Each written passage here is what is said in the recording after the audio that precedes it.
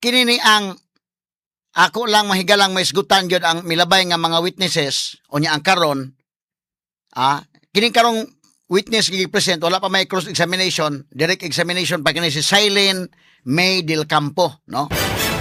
Nya at least kini siya mao na ni mahigala ang witness nga nisumpay na niadtong Roderick Wamil. Kaya katos Roderick Wamil mga kagalaan, kutob raman siya sa February of 2024. So, mo-testify siya about sa mga panghitabo sa Kuwa Ikpaw, diha ra mga kagalaan sa February of 2024. Sumpay ana, dili na sa makatestigo. Kaya nga naman, mawa naman mahigala siya personal knowledge anang kalakiha mga sukintig paminaw. So, wa naman siya, diha mahigala sa Kuwa Ikpaw, kining Kuwa Commission on Audit, Intelligence and Confidential Funds Audit Office, dili na sa katestigo sa mga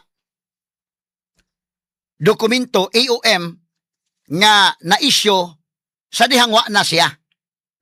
Mamantoy buslot, kay dili kay familiar ang mga tao, mamila, auditor ko na sa kuwa ang gi-presentar.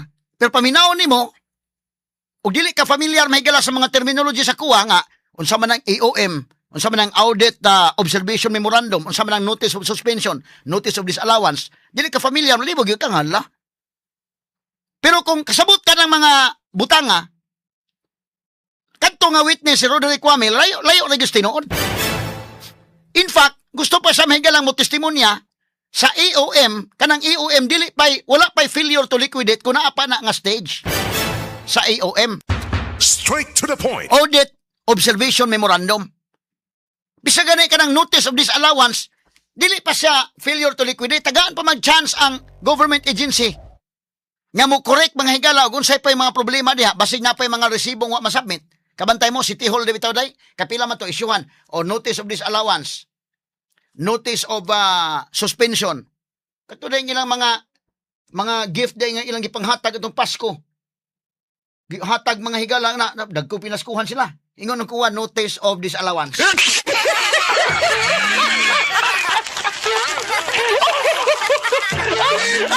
Pero dili pa na final. Dili pa na final. So mo ni tabo alabi pa kung EOM pa, samot na, wala pa failure to liquidate. Ang kato Wamil kay mo testify siya, hastagod ang EOM sa August of 2024, iya pang i-appeal o testify, ayaw nag-appeal. Ayaw na nag-i-appeal, kay wala kay personal knowledge, kay kutob raman ka sa February of 2024. So kanang March, April, May, June, wala na kay personal knowledge, kay wala naman ka diha sa opisina sa Kuwa Ikpaw. Gibalhin naman sa laing department. So muna'y kalainan sa Binisaya mahigala nga terminology in Maris, wa na. But pasabot, wa na ka sa opisina. Wa na kay personal knowledge, kay wa naman ka.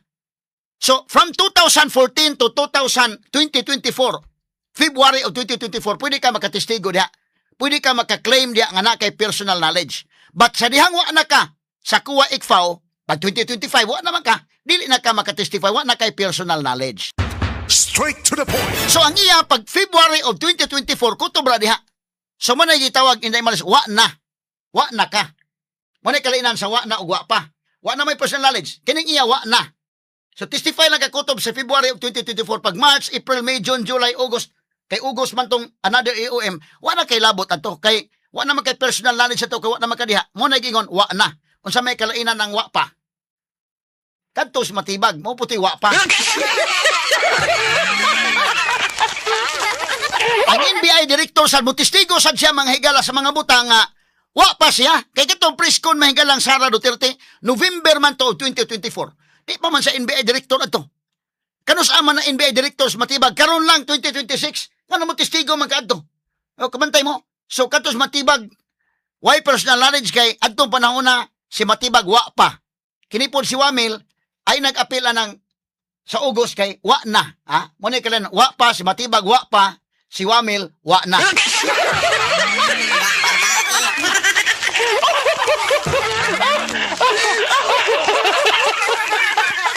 Pero ang mga tao nga dili kayo familiar, makaingos lang.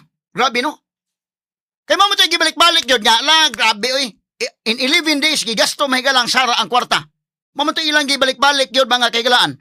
Unya ang paggamit og Mary Grace Piatos. Kapag pangutana na sa ngadto kang Roderick Wamel, natugan nga ang paggamit og alias allowed siya sa intelligence or confidential nga mga activities.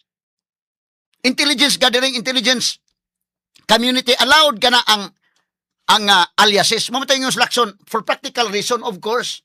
Kisa may mo, himo kag asset nimo na kay mga agents, bisag asset nimo sa drugs. Imong pasudlon dito sa dulho. Asset nimo nga mag imong nang pasultihon nga kuan siya. Ha?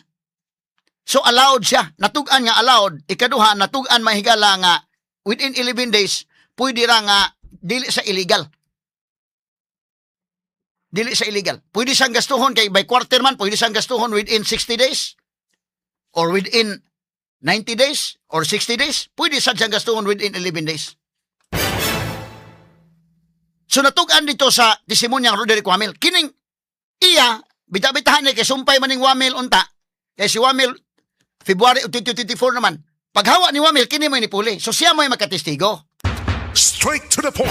Ang problema ani niya karon mga kagalaan kay ang AOM sa August, di na makatestigo si Wamel. Ang makatestigo kanina si Silene. Ha? Siya sumpay. Ang problema iniron mahigala kay ang procedure magud ana makigalaan human sa AOM kanang audit observation memorandum ug dunay kakulian na wala pay failure to liquidate. Unsa may sunod buhaton? Ang sunod ana mahigala dunay ka pay kakulian mo issue na sa notice of suspension. Mo na sunod nga stage. Nya di pa gyud gihapon adto na ka sa notice of disallowance. Ikatulo na ang notice of disallowance. Ang problema iniron mga higala. In fact, og doon na notice of disallowance, dili pa gyud final. Kay doon na pa may period to appeal, 180 days period to appeal. Unya pag human po hindi pa kay kamusaka nga to Supreme Court, so dili pa sa final. Ang problema ini karon mga higala sa testimonya ini ni Intang Silene, mura gyud tong facial expression ni Attorney Lorna Kapunan, ikaw lay makuan bang murag may gani kay di na siya mapaklaro ba sa ilaw ba to siya unahon pagpida na unsa naman ning kalakiha, unsa ba nito mga witness kung may clarix din eh?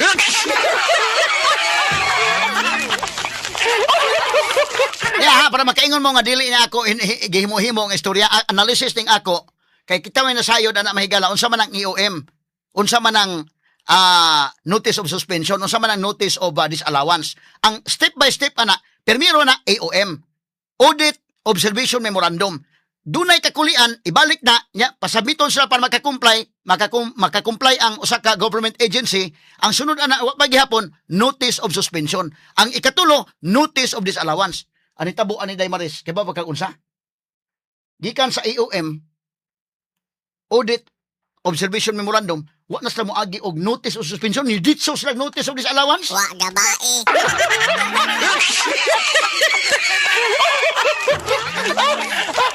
Diha na ang laay mahigala. Unya, pag notice of disallowance, napagyod gihapon sa period to appeal. Wa pa di ini clarix dahil yun. Wa pa di ini mga higala final. Kani pa yun sa kuha nga notice of disallowance. Gilaktawan nila ang notice of suspension. Niditso sila notice of disallowance. Unya, within sa notice of disallowance, wa pa mahuman, napa sa period of appeal. Wa pa ganit cross-examination. Siya rin nagtugan-tugan. Murag, naunay sa attorney Kapunan sa iyang witness. Tara, kay pawati ninyo ha nga portion, akong gipakuha nga portion para taas mo itong hearing o taas ang hearing mo no, layon ka ba? Pero kasabot man ko asa dapit kuhaon nga asa nga punto lang nga mga dagkong importante ba? Kaniya, ato paminaon. Sige, Nims. Bira, Apart Nims. from this joint circular of 2015, please confirm kung meron mga rules and regulations na in-issue ang COA para sa mga settlement of accounts, if you know. Ang basis po namin is yung rules and regulations on settlement of accounts po. Anong ibig sabihin nun? Anong particular provision? Pwede pong pakiulit yung tanong. Sinabi mo na merong rules and regulations on settlement of accounts. Opo, meron po. At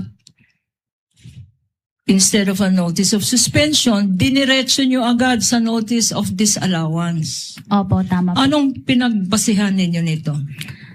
Dahil nga po, ang definition po ng notice of disallowance based on the joint circular is yung transaction po appears to be illegal, improper, or irregular. And in this case po, yung naging transfer po is a direct violation making the transaction irregular. Kaya naging notice of disallowance na po yung initial Okay, namin. pause dong, pause.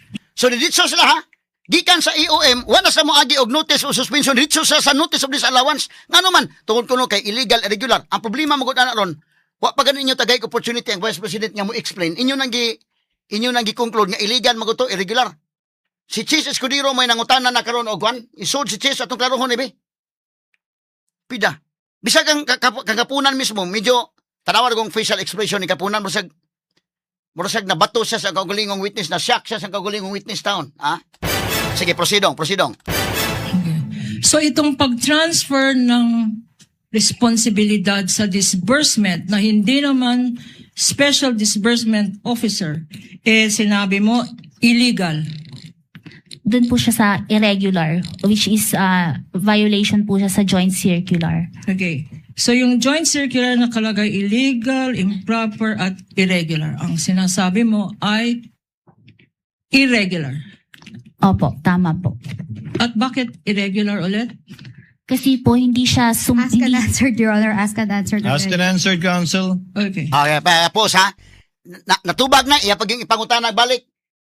Pag ko nang sagol pa, ukyab na lang sa ba, nga mauna, aron nga mabalik ko nung tubag nga, wa na, at least abtik ang lawyer nga, ask and answered na. Proceed. Okay, sige, proceedong. What is the status of this notice of disallowance at present, if you know? Ask and Nasa answered already, Your Honor. I don't quite remember, counsel. It It would was be not okay asked to yet, repeat. Your Honor. I It would think be okay to counsel- repeat, nevertheless. Yes, Ms. Eileen. What is the status of this notice of disallowance? nasa prescribed period pa po ang OBP para po mag-appeal sa commission proper po. With the indulgence of counsel. Pause. Tama? Within the prescriptive period pang OBP nga mong appeal. Wa pa din ni mahuman mga higala. Di pa kakakonclude nga doon ay problema da ang confidential funds because wa pa man. Ilang gilaktawan ang notice of suspension ni dito sa notice of disallowance. Unya within sa notice of disallowance nasa prescriptive period pa. Para ba na ng tagaan tag 15 days? Para ba na mo himatag ang memorandum ba? Di pa ni mo inyo ni mga empleyado nga nakasa siya. Explain within 15 days. Ngano nga dili ka masuspenso kaysa imong gibuhat. Wa pa gani ka about 15 days, wa pa gani ka explain. Imo nang ditso og so wala due process. Lahi ng kana na ang preventive suspension ha o kana na ang kwan permanent kay basig mo atong daibon pag ginagdugang. Ako lang pasabot mga napa sa prescriptive period. Si kapunan mismo murag og na kwan siya. Unsa pa din atong witness? Tiwasal ko dong. Sige dong. Insod si Chis aning kalakihan ron. Proceed dong. What is the prescribed period to appeal before the commission? 180 days po after nila ma-receive yung notice of disallowance. 6 months. Opo. You may proceed, counsel. Pause ha. And, Naapa diha sa within 6 months. Wa pa di napay chance ang Vice President within 6 months. Ilan nang gi-impeach ron? Kuya, wa aning kalakiha day mga higala. Ha? Okay, proceed. Dong names. Money buslot. To your knowledge, Okay, proceed.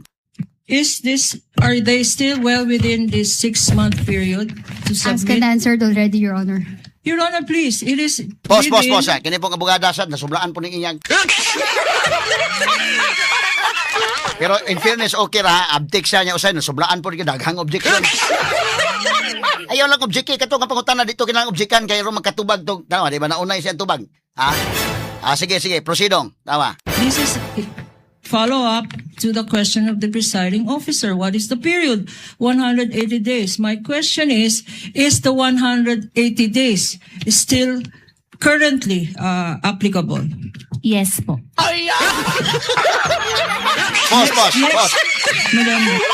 Pause. Tanawa. Disgasyas kapunan.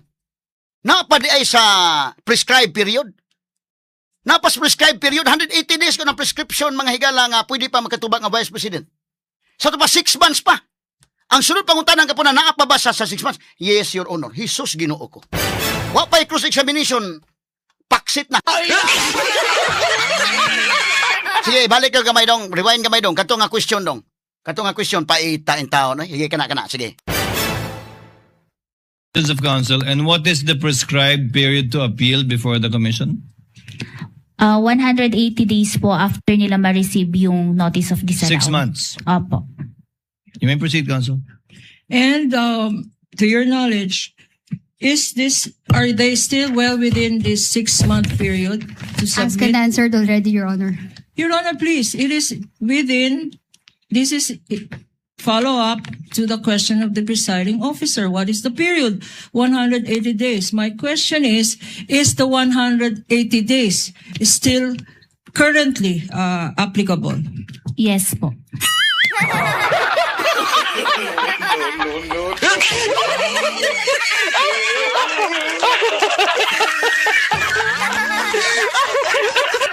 Mas kang guula in taon kapunan. Guula taon. Dalawahin. Proceed sa laing ko ang tawa. Proceed dong. Padayon dong.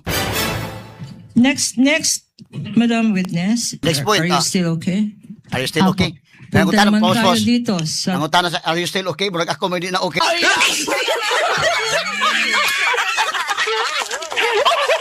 Proceed dong. Padayon dong. Department of Education. Before you move on, counsel, with indulgence Sis, of pause ha. Kini, Attorney si Chis, insod na Chis, kay naklarik sa mandunay kakulian. Si Chis Escudero nga mo, presiding officer mo na inihimo og clarificatory question. Proceed dong. Kapunan. Ma'am Sailin, so dahil binigay di umano kay Latsika ni Gina Acosta, dinisalaw niyo na lahat. Yes po, kasi direct violation po ito ng joint circular. Subalit dahil hindi yan dumaan sa notice of suspension, in-issue niyo yung notice of disallowance nang hindi binibigyan ng pagkakataon, sumagot muna o magpaliwanag ang OVP. Wala pa po sila. Ngayon pa lang kung sakasakali kung mag-a-appeal sila. Opo. So you have not heard the side of the Vice President or the OVP's office with respect to what you heard Gina Acosta say under oath in the House hearings. Wala pa Okay. silang response doon. Wala pa po. Wala Doon pa na rin lang kayong- po. Doon na lang po sa appeal. Doon na lamang. So in-issue nyo to nang hindi naririnig yung panig nila. Opo. You may proceed, counsel. To the record. Pause.